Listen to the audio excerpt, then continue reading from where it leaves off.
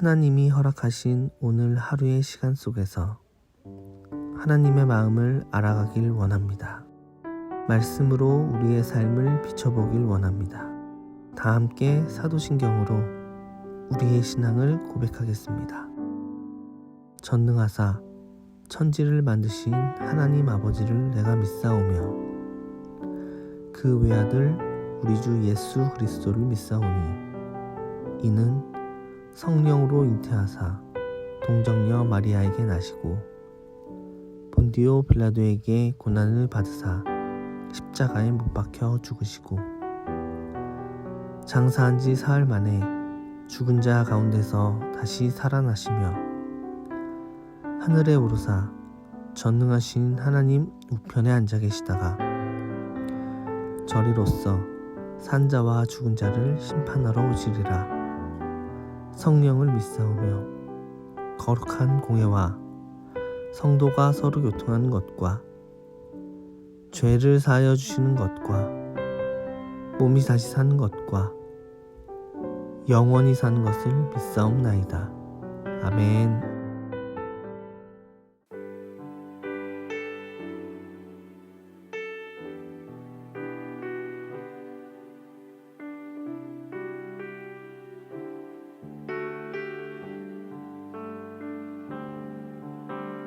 주 나의 모습 보내 상한 나의 맘 보시네 주 나의 눈물 안에 홀로 울던 맘 하시네 주 사랑 내게 있네 그 사랑이 날 채우네 주 은혜 내게 있네 그 은혜로 날 세우네 세상 소망 다 사라져가도 주의 사랑은 끝이 없으니 살아가는 이 모든 순간이 주 은혜임을 나는 믿네 세상 소망 다 사라져가도 주의 사랑은 끝이 없으니 살아가는 이 모든 순간이 주 은혜임을 나는 믿네.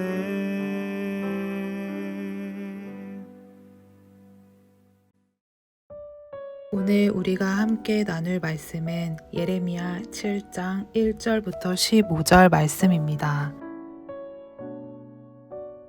여호와께로부터 예레미야에게 말씀이 임하니라. 이르시되 너는 여호와의 집 문에 서서 이 말을 선포하여 이르기를 여호와께 예배하러 이 문으로 들어가는 유다 사람들아 여호와의 말씀을 들으라.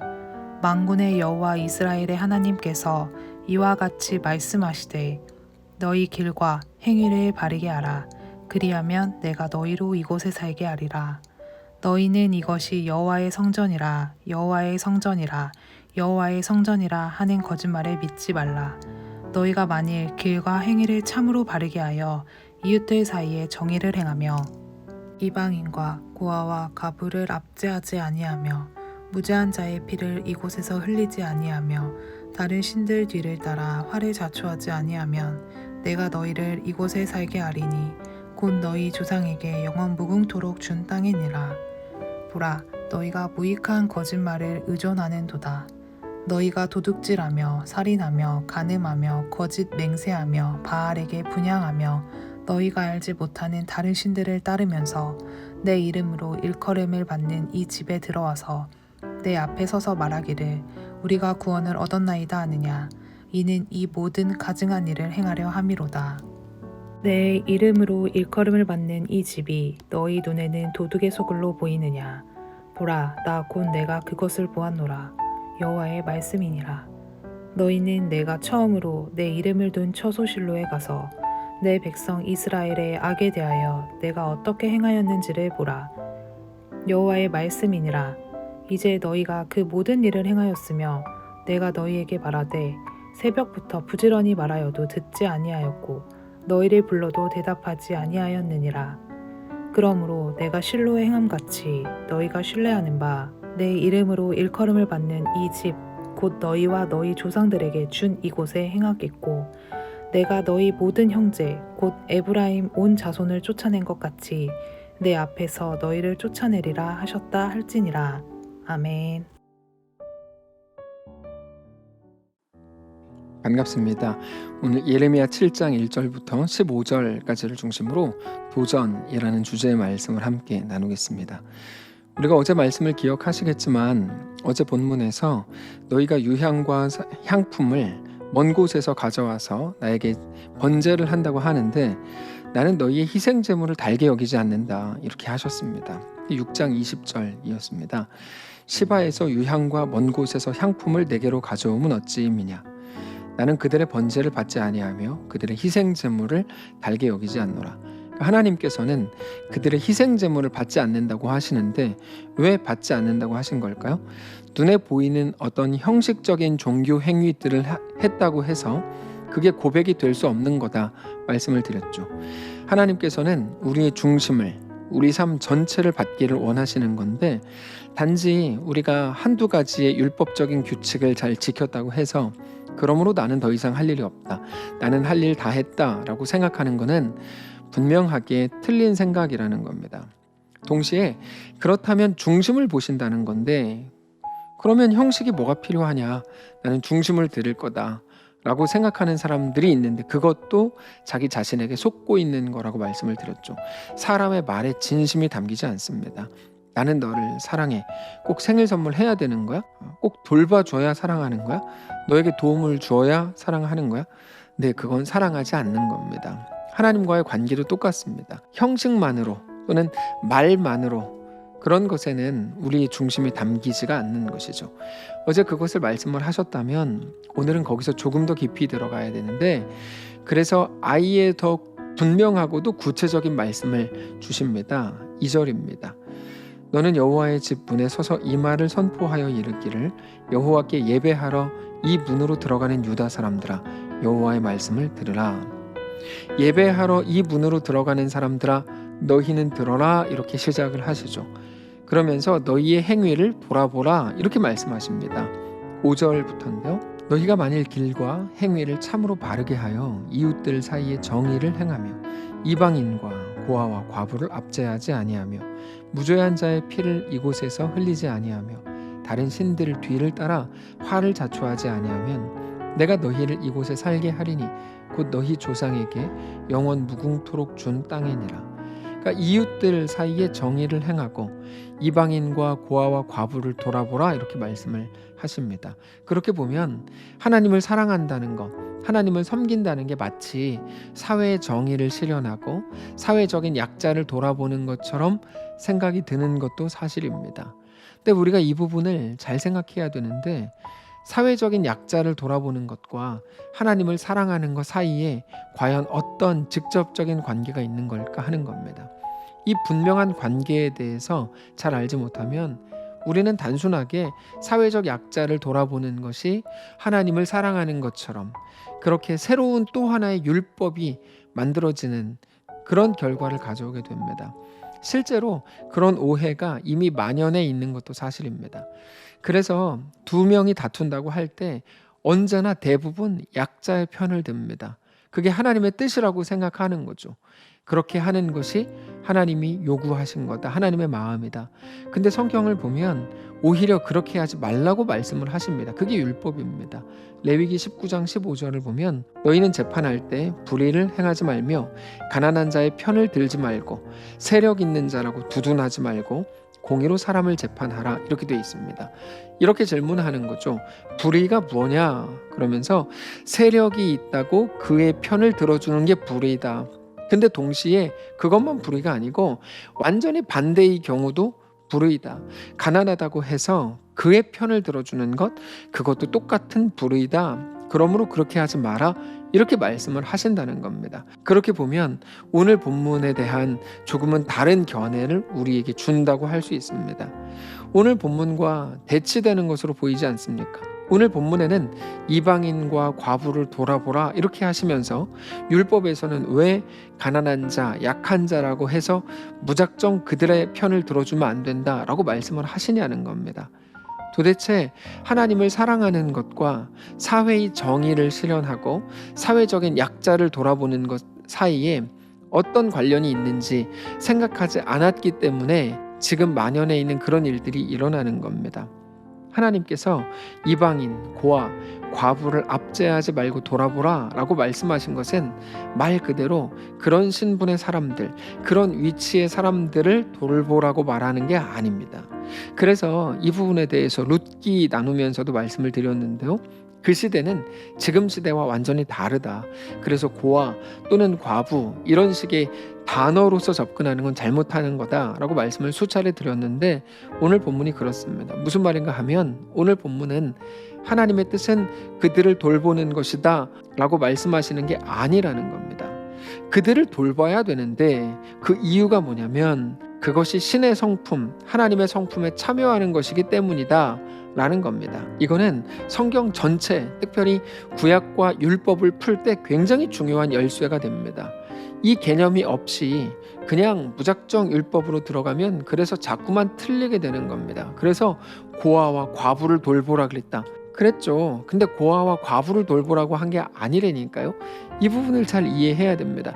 그럼에도 고아와 과부를 돌보라 그랬다. 너 왜 안 그러냐? 이거를 또 하나의 율법으로 만드는 거죠. 근데 하나님이 우리에게 그 말씀을 통해서 정말로 요구하시는 것은 고아라는 특정 세력 혹은 과부 이런 분들을 섬기라고 말씀을 하시는 게 아니고 뭐라고요? 하나님의 성품에 참여하라 이거를 말씀하신다는 겁니다. 이렇게 말하는 겁니다.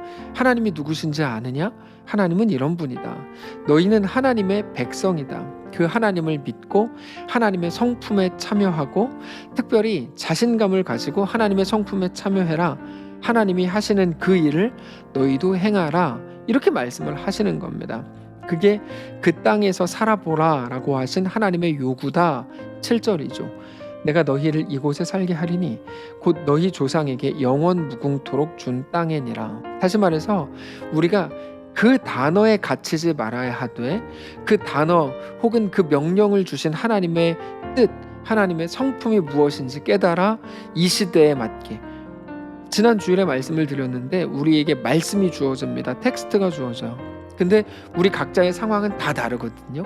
각자의 정황 속에서 하나님이 허락하시고 하나님이 약속하신 텍스트, 그 말씀을 붙들고 살아가는 것, 그게 신앙이다 이렇게 말씀을 드렸죠. 오늘 본문이 바로 그런 겁니다. 하나님께서 고아와 과부를 돌아보라 라고 말씀하실 때 그 말씀을 주신 하나님의 마음이 있는데 그 마음을 지금 시대 우리의 정황 속에서 풀어내는 겁니다. 그 말씀을 가지고 살아내는 거죠. 물론 지금 시대가 예전과 많이 다릅니다. 시대가 변했습니다. 시대가 변했다는 것은 다른 게 아니라 우리를 둘러싸고 있는 배경, 정황이 달라졌다는 말입니다. 그러나 하나님의 말씀은 변하지 않았죠. 그 말은 달라진 시대, 달라진 배경과 정황 속에서 하나님이 누구신 줄 알고 하나님의 백성으로 살아가는 겁니다. 하나님의 성품에 참여하는 겁니다.